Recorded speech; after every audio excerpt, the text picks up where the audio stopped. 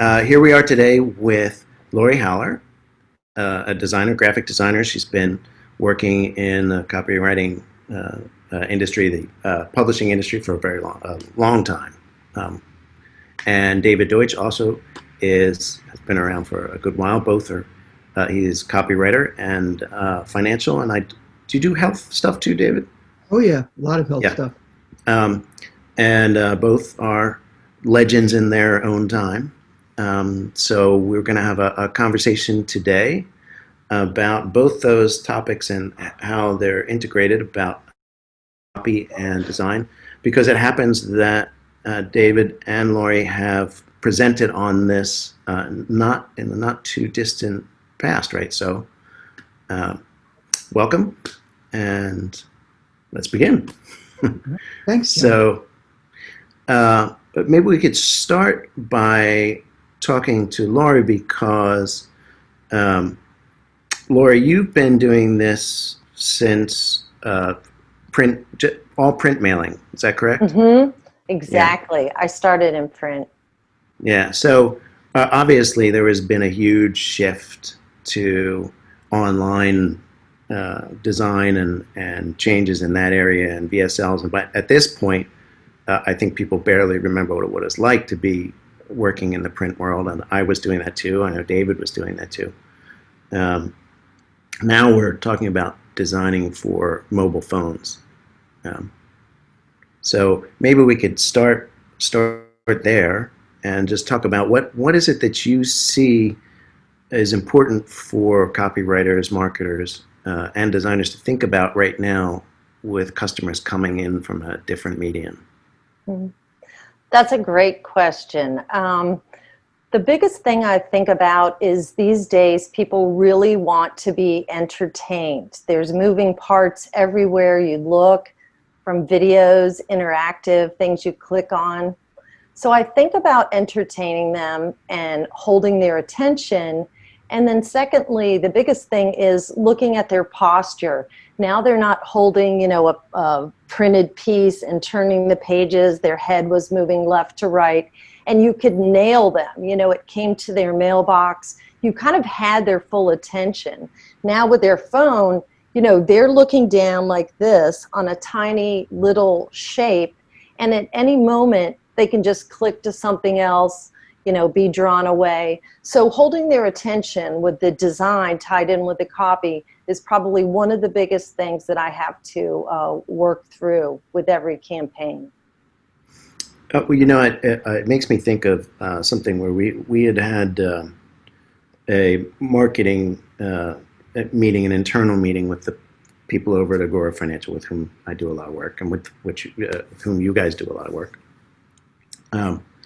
I don't know if I remember if you guys were on this. It was a big meeting with a lot of people involved, but it was somebody walking through these Hotjar recordings, which are, and this may be shocking to people who are customers of stuff that they buy on the phones, which are totally anonymous recordings of somebody skimming through a promotion.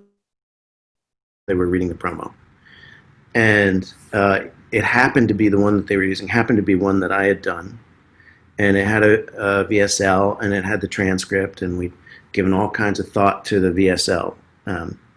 And I had flown out to Denver for this demo of something I wanted to do with James Altucher and so some other kinds of stuff. And it was like a big, elaborate kind of production.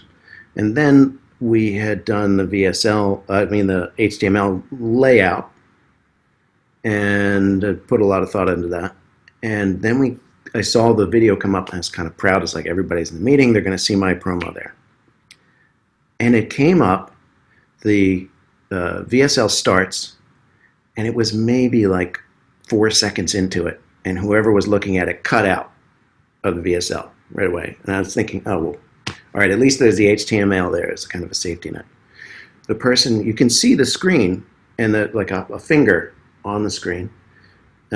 They look at the headline, they duck down, they read part of the lead, they looked back up at the headline, and then they just flicked and zoomed through the promotion at like blazing lightning pace. and then they stopped a couple times. Kind of, it's like almost like they bounce, see a chart, see a whatever, and then they zoom past all the way again, and then they click the offer button at the end, just to see.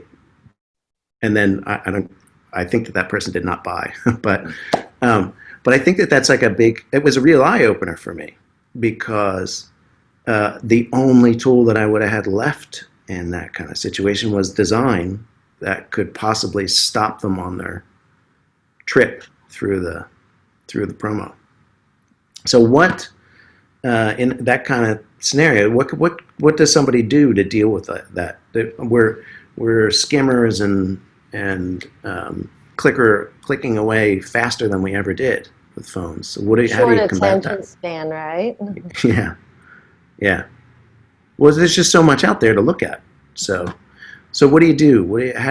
How does somebody deal with that?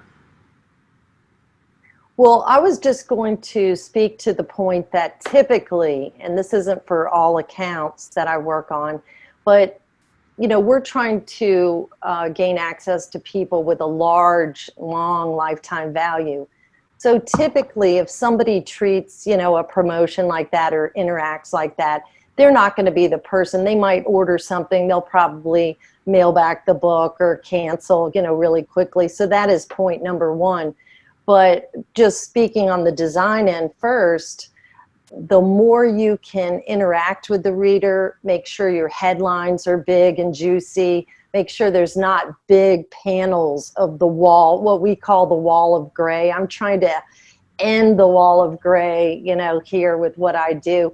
But making sure that the visuals have captions, that the graphs are interesting, to really engage them so they go hard on that piece, they stick on, and then we build their trust, and then they want to read, become engaged, and then of course, we gain access to their name and their order. But those are some of the things that we're using today with great luck.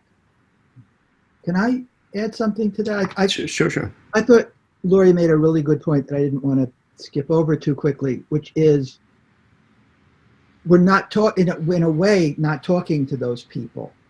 Okay. I think a lot of times we try very hard to get the attention of everyone to the detriment of the people that we want to get, right? We're like, hey, look at me, big returns, right? And if you read a piece like by a Bill Bonner or Stansberry, it's very not that. It's very not shouty and not calling attention to itself in that way. And I think that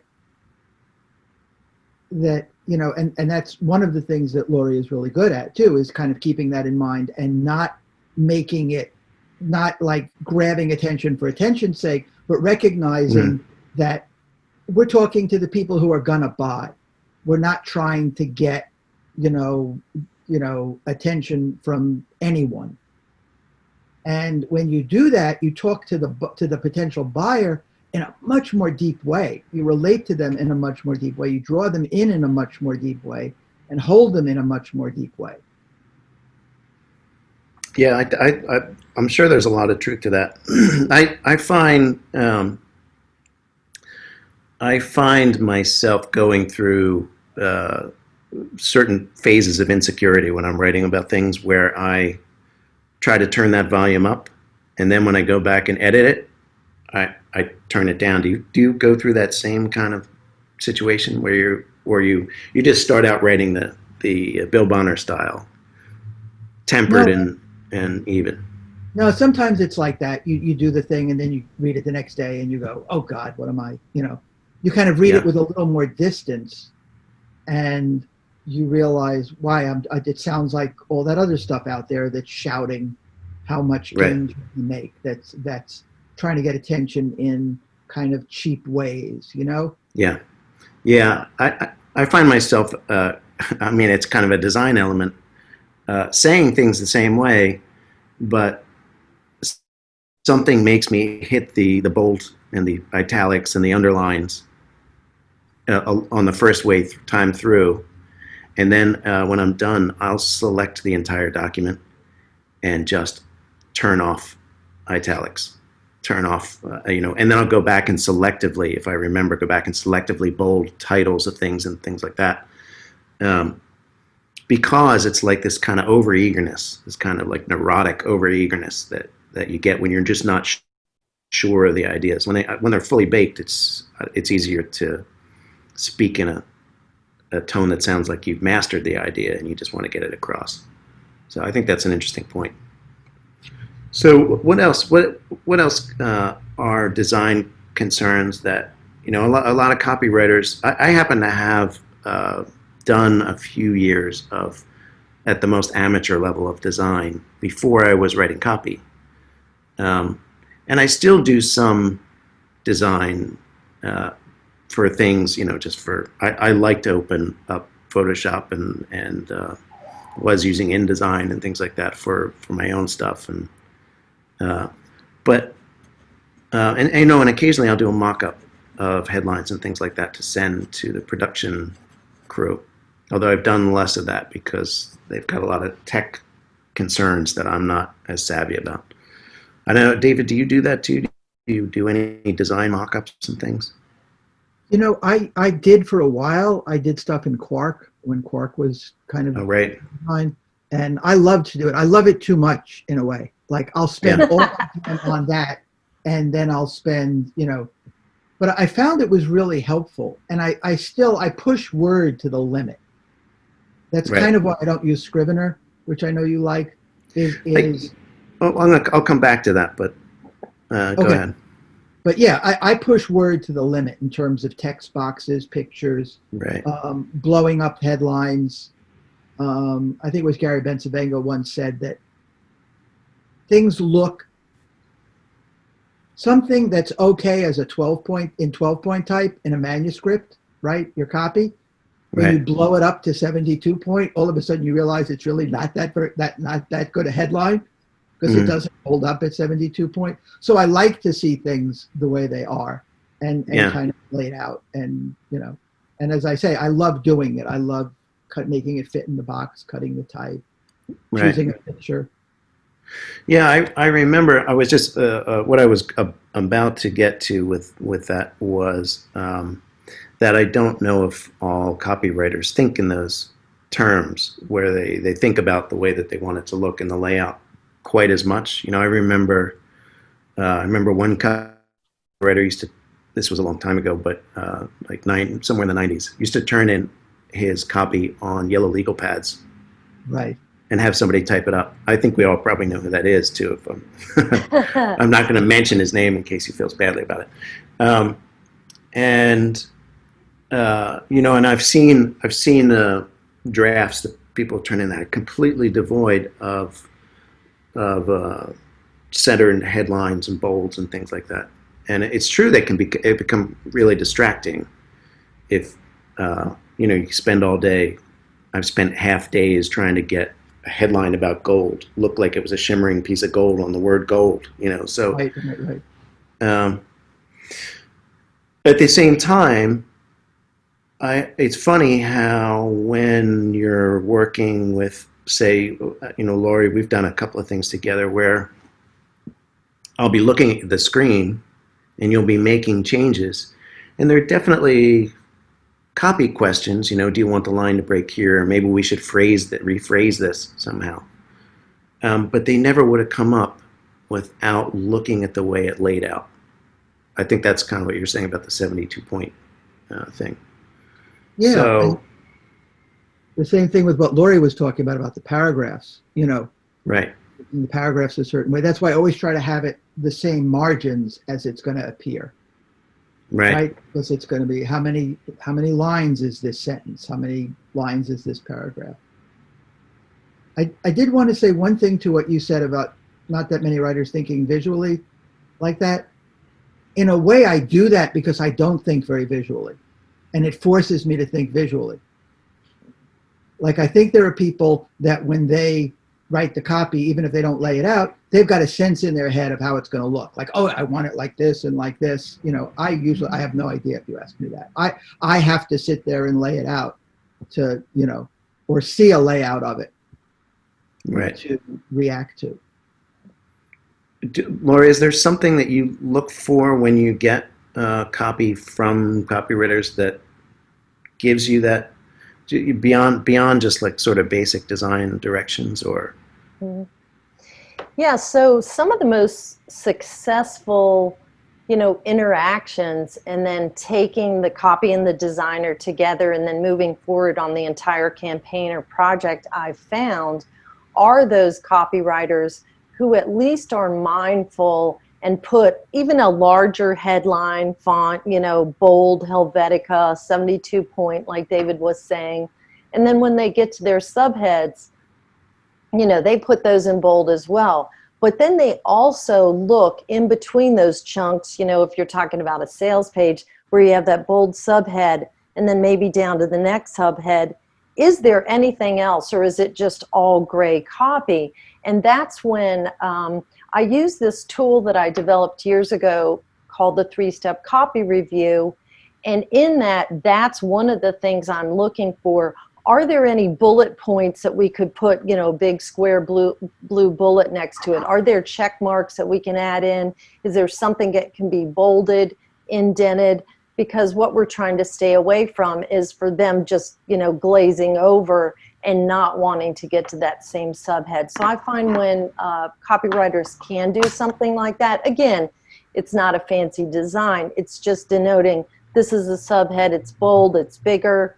Oh, here's some bullets, here's some check marks. When they're considering all that and considering the reader, I see that's where the big changes, the successful items, come into play.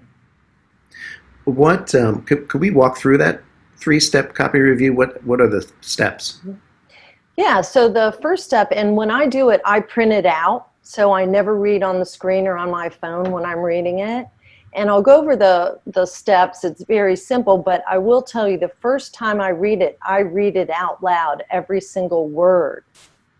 So the first time I read it just to understand it. The whole time I'm looking for cold areas, which means no connection, warm and hot. And I'll be circling those. I'm also looking for, am I confused? For example, some writers will use redundancy and they don't even know it. There's this 1 or 2 words that they just keep saying again and again and again. I'll keep circling that and then bring it up with the writer, when we have our kickoff call together.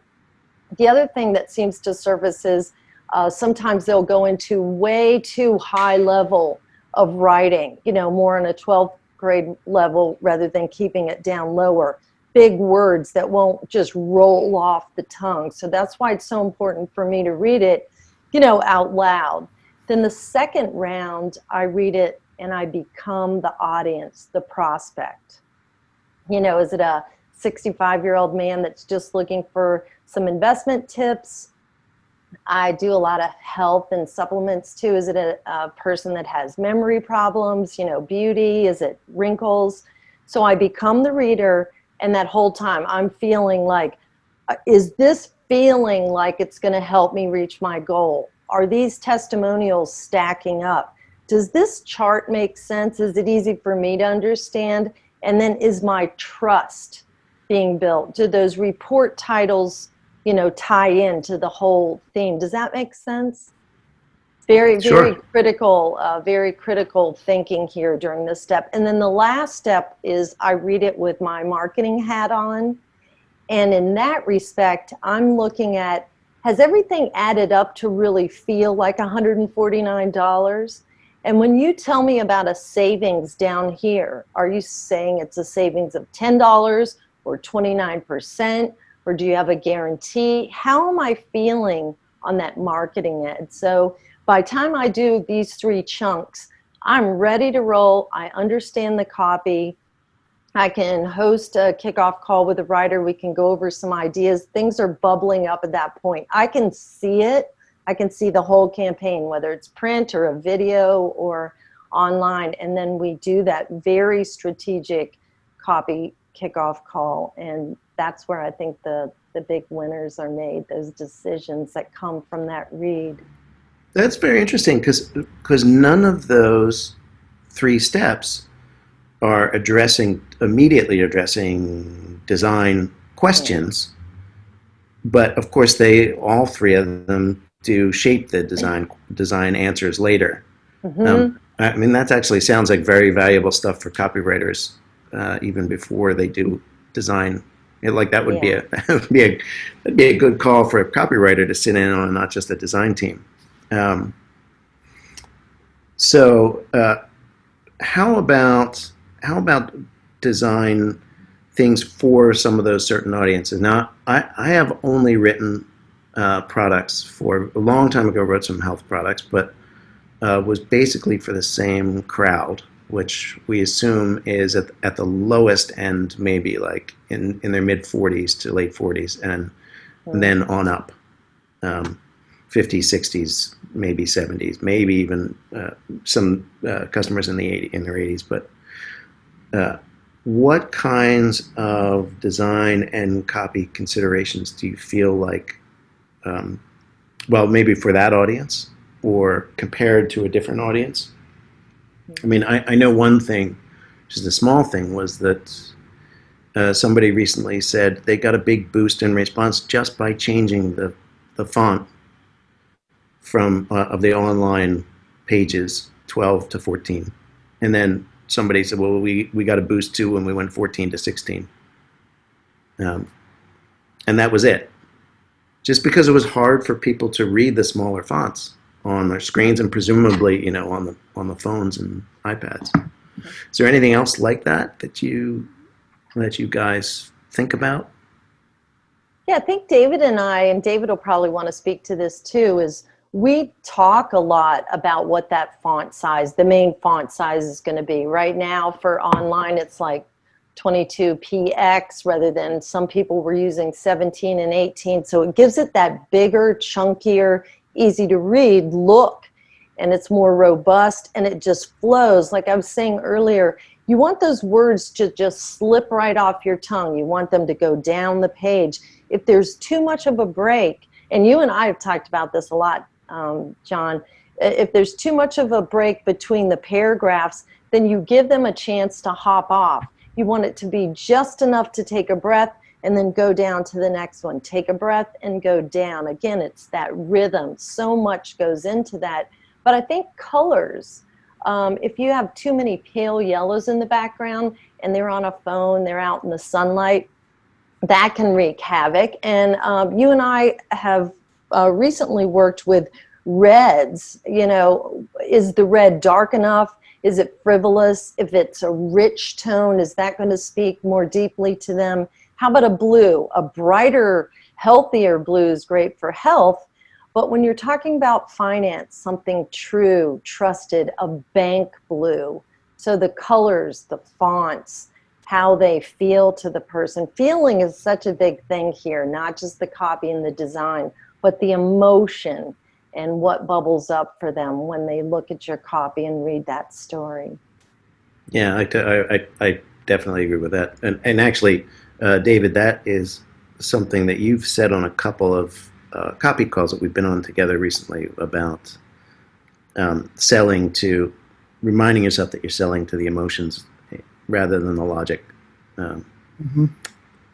I think it's interesting. There's something else you said too. I hope this isn't too much of a big segue, but I did want to bring it in, where when we were talking just prior to recording about how the copywriter is in some ways becoming a designer. And from my mindset, I do think that's something that I've always felt like we've had some kind of, we try to influence design. I really like putting brackets in the text and saying, maybe here we do this, maybe there we do that. I often don't stick the images in, which I think the designers would like to see, like what image I would like there and things like that. I don't stick them in because I would get stuck on some stock site for an hour trying to find the perfect image. And I don't want to kill the momentum. But what struck me about what you were saying is it's not even just that the copywriter is becoming the designer, but that the copywriter is now, it's like you almost have to direct your own movie. you have to come up with, you have to think much more visually than you did, I think, even like 4 or 5 years ago, or Mhm. so I just saw a promotion for a health product that was on ClickBank. It must have had, it was just an endless 1 hour string of stock video clips that were selected like background phrases in the pitch, and it was in constant motion the whole time. The VSL was just, some of them, there must have been like a 300 clips in there. So that could be bad, that could be good. I don't know. What do you guys think? Well, I think one of the things too is to consider is it's never been so easy to just change everything. When Mm, we used to do direct response, the Magalog was basically the Magalog. The letter package was basically the letter package. It had a lift note, it had an order card. We weren't going to say maybe the order card should be, printed on metal or whatever, right? It's pretty set the way it looks, the way it is. right. The printing presses are set up, the layout is set up. Nowadays, it's kind of like, with one click, you change the font. With one, you can, you could have 5 emails instead of 3 emails. You could have the button in the beginning or at the end. You could have the order form as part of the main sales page. You could have the order form as separate from the main sales page. The whole experience is so customizable so easily. There Sure. are a million decisions to be made, how something is going to look, where you go when you click from here to here to here to here, right? How the VSL, as you say, how the VSL is set up. And so the copywriter needs to be, in a sense, knowledgeable about that and in control of that. To be a good partner with someone like Lori, or because you're not always partnered with someone like Lori. And, Right. you need to be knowledgeable about these things, or it's just going to be done in a formulaic, the way we always do it way, without a lot of thought to, does this particular VSL need the button to come early or later? Right. Well, back in the print days, I mean, it literally conversations sitting around figuring out how many much more pennies it would cost to make the thing instead of have it just a Right. pre-stock pager, and that could make or break a mailing. Mhm. So, and we would go down to the print shops to get a tour and have them explain how all the print stuff worked, so that we understood the costs. Um, is there an equivalent to that today, Lori? Is there an education you wish that copywriters would get before they start shaping the design of a promotion, before they come to you?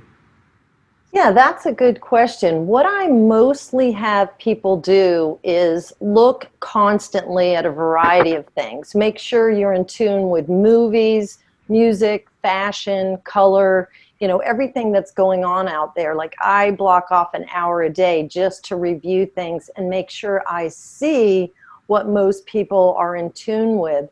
So basically what you could do is, you brought this up, and I think David and you both do this. One thing that really moves the mark is when that copywriter has thought about how they want this piece to be perceived and conveyed and interacted with.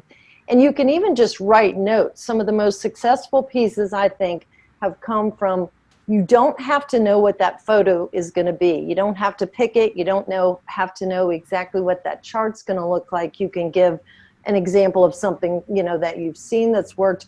But just a note at the beginning, Lori, these people are this age, they've seen this. This worked very well to this group.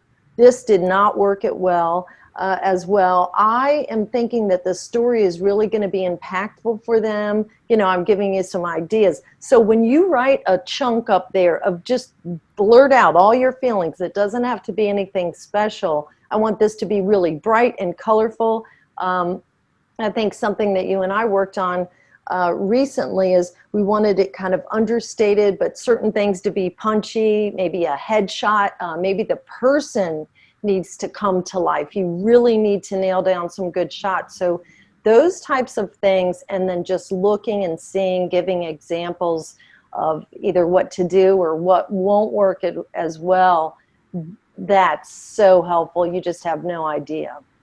Well, that's made me think of, or it's reminded me of the time that I did, for a very brief time, do some design stuff, which is that feeling that somebody comes in with a document, and usually it's after the drafts have been reviewed, after they've had the meetings about how the copy's going to sound. If they have a legal team, the legal team's already looked at it. And all that process usually ran over time. And now the designer has to get it done immediately, yesterday, because they're at the end of the bottleneck. And I remember being in that situation and people coming and asking for things, and I know that they didn't ask for the thing that they asked for, and their instructions weren't clear, and I was afraid to make the choice for them. Oh, what are you talking about? So I'm sure, I feel for the designer who's in that kind of the hot seat there. The thing that you described, it sounds like it would already make it easier for somebody who's at that last phase. Is there anything else that you think copywriters could do to make it a lot easier for a designer? Oh, yeah, I've sure shot away. David and I do this. I've done this with you before. So everybody knows that the project has to start at some point. So what the problem is that the marketer, the publisher, the entrepreneur, whatever it is, who's driving this, oh, we have this project A, it's got to be done in this time. They give this huge chunk of information to the copywriter, and the copywriter just tends to go away, then they work on it, and then it's time to go to legal, and then, like you said, the last 5 days are there. That's all there is. Right. And then people come into it point blank. A lot of designers have not been trained to do something like a 3-step copy review. What I like to do is just hear, hey, we're going to do something next month. I'll even get on a call then. As much as you can tell me, this is who we're speaking to, this is what we're trying to sell, it's this supplement for prostate care.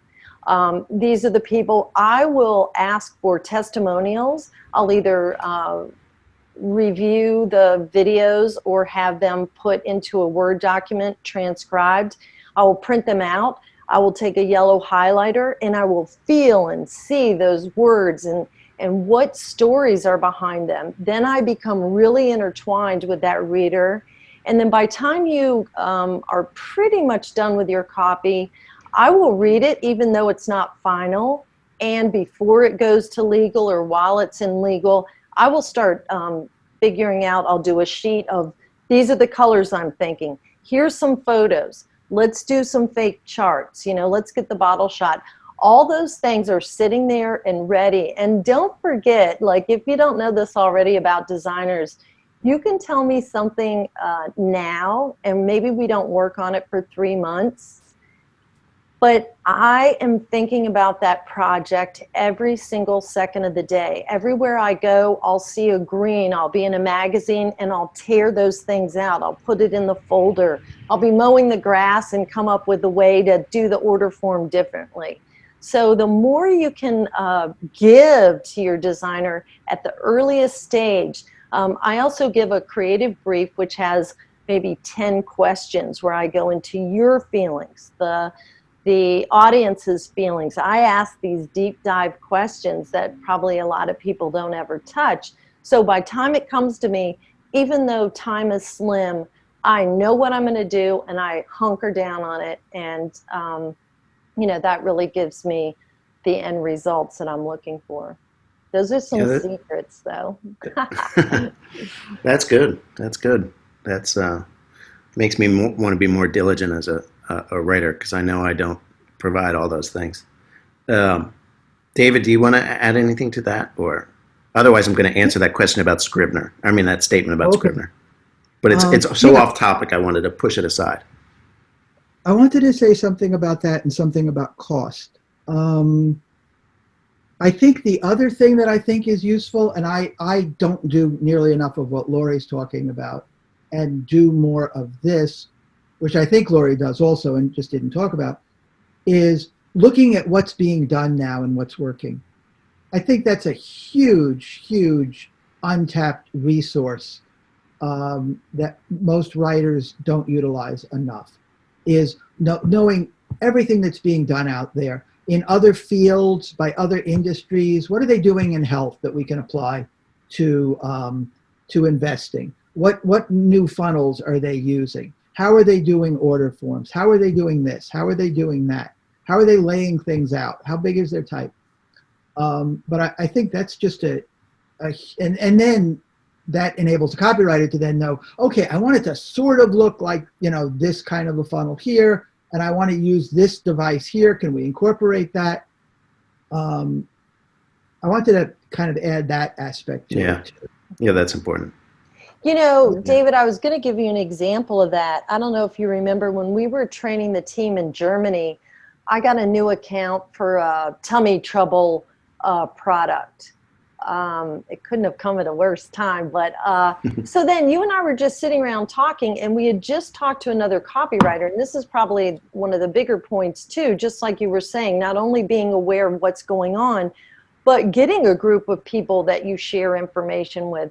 And they had just had a big winner with something else, and this was years ago, with some kind of a question and answer pop up, not trivia, but hey, is your tummy like this? Hey, do you have this? Hey, so of course, then you make them click here, and then in the end, everybody lines up to, this Australian excellence will be perfect for you. Now, if we wouldn't have been open mind, open ears, open eyes 24/7, because this is what we do in a big way for our career, we would have just been so closed-minded. I just would have sat down with a copy and banged out something. But we engaged that. We hired somebody to come up with this quiz, way before they were very popular. And this could not have, hit the success mark that it did without this thinking. Do you remember that, David? I do, but I did want to say, when you said open-minded 24/7, it was very kind of you to include me in that. But you have a way of doing that. A lot of times it'll be like, I'll have a question about something, or we'll be working on something, and you'll be like, this is just like that thing right here that we could apply. And I'll be like, God, I never, it was right there in front of me, and I didn't see how applicable it was. So I think you've got a real ability for seeing things that that can apply to other things. I just sort of look at things and go, oh, that's interesting. I can use that sometimes. Well, it's interesting you say that too, that it happened while you were off on a mission in Germany, because when I talked recently with Carlene Anglade Cole, and she was talking about how she and her husband, for their 30th anniversary, I think, took a 1-year trip, and she kept working while she was taking the trip. That's not for everybody. There are some other copywriters that just do not like to leave the space that they work in. But at the same time, we know that in this industry, the copywriting life, and I guess also the designer life too, has this idea that you can do it from anywhere. And now that the whole world has had a taste of what it means to work at home, presumably we will have the choice to go back to working in offices at some point, much more openly than we do now. But a lot of people are going to like this idea of that writer's life, work for a few hours, go to the beach and things like that. But as I was discussing that with Carlene in the other interview, it is true that the other side of that is that you never turn off. Is that when your office can go with you everywhere, you're never out of the office. You're never away from the work thing. So your mind is constantly picking up things. And I think there's a downside of that, because you've always got work on in the mind. But there's an upside of it too, which is you just never know when you're going to stumble across something, and it's going to be useful. So I think that's a great skill to cultivate. But you did say something really, really important, and I guess I don't talk about this very often, but self-care, the right amount of sleep, exercise, eating properly, that travel for me really inspires me and gets me out of ever being in, a chunk that you're just stuck. So you must be mindful of yourself. I do a lot of meditation, yoga, but definitely it's not staying up all night, not eating right, and being worn out. Nobody wants that. I believe these ideas that bubble up, and David does this as well, is the result of knowing how much you can give, knowing when to shut it off. Luckily, this is my passion, so I don't feel like I'm ever working.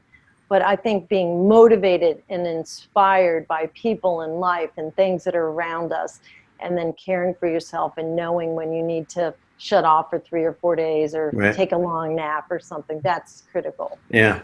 Well, I'm actually trying to finish some things up so that I can go away at the end of the week for an actual vacation. Because we were just away, but I was working in the mornings. But I fully agree. Now I'm living in Europe, and that is part of the culture that they if you eat at your desk, I think more and more French people are eating at their desks when they're in an office now. But at least at the time that I worked for a few years in an office here, they were disgusted with the idea of eating at your desk, because they felt it was a sign of inefficiency. And the same was true of staying after hours. So like a lot of people make fun of the French for coming in at a certain time and going home at a certain time. And they think it's a sign of laziness. But when you're in an office with them, you're usually heads down and working all the time that they are supposed to be working. And then they take the breaks when they're supposed to take the breaks. Yeah, that's because it makes them more productive and it makes them happier. So, I think that's true. I think that's a great subject for a whole other panel of talking about the kinds of things that you have to do outside of your working life to make yourself more efficient. Sleep is definitely one of them too. But sorry, David, you were about to say something. Yeah, to me, what's interesting too, because I tend to be a little more the opposite. I don't have any problem taking care of myself or eating or, doing those things. And so I have to push myself in a way, like I was talking about before, to kind of make connections, because my mind isn't always doing that in a way, And, it's one of the things I kind of learned from Jay Abraham is like you read something, you don't just read it, but to say, how can I apply this? Because I don't do that naturally. How can I apply this? What can I take from this and use it in some way? And it's the same thing with seeing a commercial or something like that, right? To not just see a commercial on TV, but okay, what can I learn from this that I can bring into a VSL? What are they doing? How are they keeping attention, even though it's only 60 seconds or whatever? So that's why that whole creativity thing has always fascinated me, right? How do you systematize that? How do you make that, more automatic when you're not like Lori, and it's not like a natural thing that you're kind of always doing in a way. It's very interesting to hear you in particular say that, because I've always thought of you as somebody with a very good sense of humor. And humor is quick about making those associations. That's usually what's funny, is finding these kind of ties between two seemingly disparate ideas.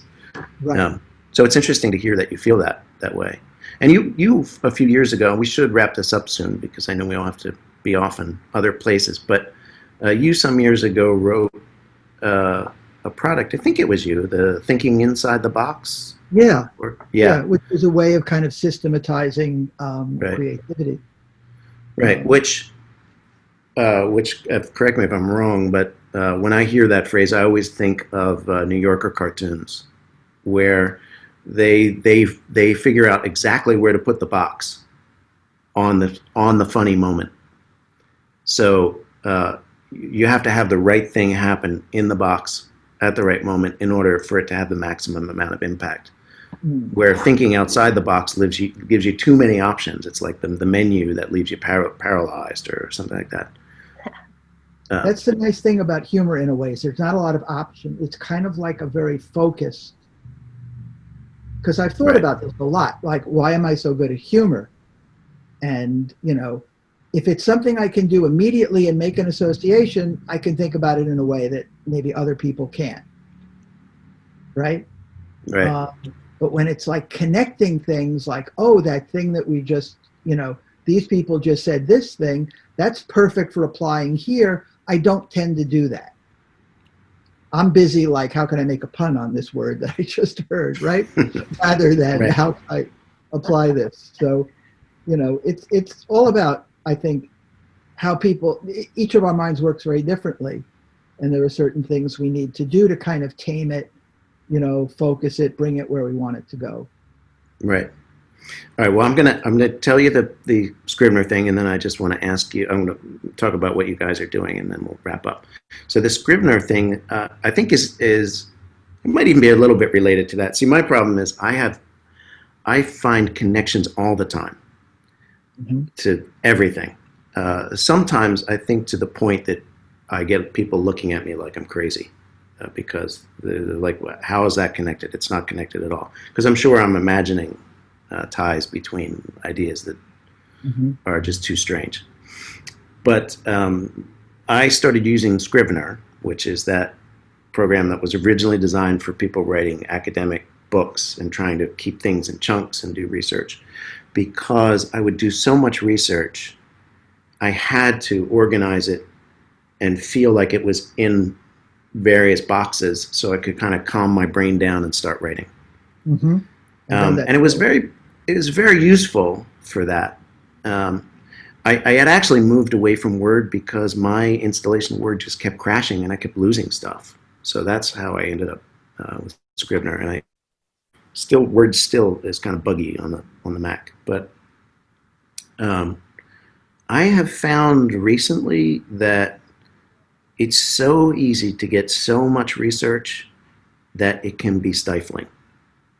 So people always say, oh, hey, Johnny does so much research, and that's like the secret. And I hear so many copywriters saying, doing research, that's the secret. I have kind of moved, I wouldn't say I've moved away from that, but I do it in a different process now. Now I just try and write the message. And if I have a big open gap there where I kind of generally know where it's going to go, I put a bracket there for myself, a statement, look to see what happened in 1972 with Nixon and the gold window, something. And then I move on because I think the momentum of writing that way is better. So that only the connections that are going to be aha moments make it in. And then I go back. And when I'm filling those holes, I start seeing opportunities to enhance and change my path and things like that. But that was a big part of Scrivener, was meant to tame that research. And now I find that I don't use it that way as much anymore because I think you can over-research before you start that process. And I just feel more comfortable. Reminds me it's like the other side of my brain wants a chance. Reminds me a little bit about how McKinsey does consulting, where they come up with before anything, they come up with a hypothesis as what the problem is. They don't do research. They'll do a little bit, right? But when they're doing a consulting thing and we have a problem, we don't have enough profits, right? So instead of like interviewing everybody in the company and blah, blah, blah, they will interview a little bit and they'll say, okay, our hypothesis is they're not making enough profits because they're not charging enough. So they will then research all the pricing stuff and, why they may not be charging enough. And maybe that'll be the real cause and they'll keep going on that line, or maybe it won't be and they'll veer off to whatever it is. But it Right. saves them a whole lot of work of exploring this huge universe of research when they come up with a hypothesis originally. And to me, that's kind of like writing the copy. It's like, here's my hypothesis of what this copy is going to look like. Now, what research do I need to make this work? Right. And how will I have to tweak the copy a little bit because of what I find? But at least I'm not like spending months gathering things. Yeah, off in another zone. But when you love doing it, it's hard to, it's hard to restrain yourself. Right. Yeah. Like I get paid for this. I think sometimes I need to be writing a book or something just to get that out of my system. Which I did finish a book, which I'm now trying to get my wife to do the design on the covers. So she's going to do that. But anyway, good segue to wrapping this up. Lori, you're working on something. You have something that's coming out about graphic design, and maybe you could just talk a little bit about that. Yeah, thanks for asking. I've been working on a product for graphic designers, new designers, designers that are, more seasoned. It's also geared toward writers on some of the things we've been discussing today, marketers, publishers, entrepreneurs, business owners. And it's really just taking the mystery out of design. So I've taken, the last 30 years, I'm showing samples over the shoulder, showing you exactly those things you need to know. So I'm excited about it. Hopefully it'll be out in the fall. Is that, what's it called? Do you know what it's called yet? Yeah, it's called Graphic Design Success at-Home Study, and it's through AWAI. Oh, great. Oh, okay. That's good. So that'll be easy for these guys to find. I will. Is there a link or anything to? Not yet, because it's not. Not yet. Yeah. All right. So they just keep an eye on AWAI. I'll hit you up when it launches. I'm very excited about it. Okay. So I'm going to put a link for Lori's website, which is lorihaller.com down below. Exactly. And I'll put one in for Deutsch also.com down below. And guys, thank you very much for your time and all your good insights and ideas. And it was a pleasure. See you in person soon. Yeah, I hope so. Thanks for having us, John. Yeah, thank you so much.